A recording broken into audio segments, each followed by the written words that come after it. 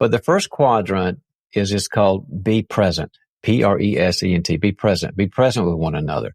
In other words, shut up and listen. Sometimes as leaders, we talk too much and we've got all these nuggets, but sometimes when a person's suffering and they're what we would call in the well of being overwhelmed or discouraged or feeling like a loser or feeling like they've got imposter syndrome, sometimes we feel like a need to tell them a lot of words and they're not listening.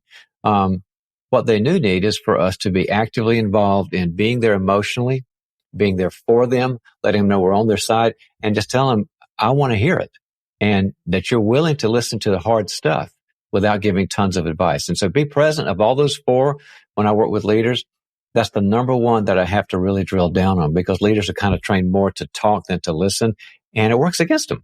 So learn that skill. Like if you go to Job chapter 2, it says that he had lost everything, right? He was in deep suffering. And it said his three friends sat with him and did not speak a word to him for 7 days and 7 nights, for they knew his grief was very great. Now we know that that's the Jewish Shiva, but it's sometimes the best thing you can do is to totally understand someone's feelings and say things like, how are you feeling about that? That sounds overwhelming. Tell me more about that. That's being present.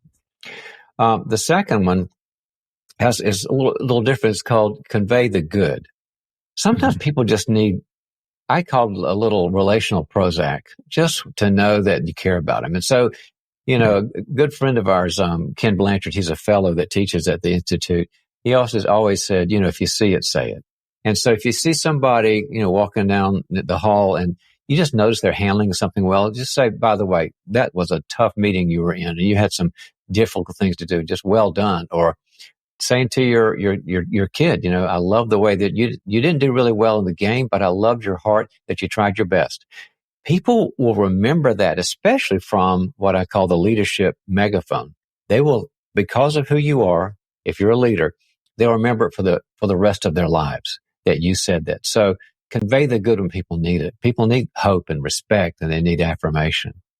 The third one has to do with what's just called, deliver reality. Deliver what's real, what's true. And that means sometimes we need kind of a Gandalf figure, the guy in Lord of the Rings with a long beard, because he had wisdom and ways to look at things that nobody else said. And sometimes people need a strategy that they've never had. Sometimes they need a plan that they hadn't thought of. Sometimes they need to understand why. Why is this happening in my business right now? Why is this happening in my sales? Why is this happening in my family? And they need somebody who has wisdom to say, well, because I saw what happened in the dynamic and the conversations you've been having with these people, and this is what went on, and here's how we can help you. They kind of go underneath to the why. And also, they provide personal feedback.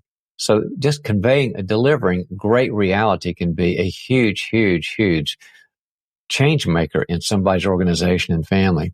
And the fourth one is call to action. And that's kind of the butt kicker one. Like, we're not just supposed to take these nutrients and say, thank you very much, give me more.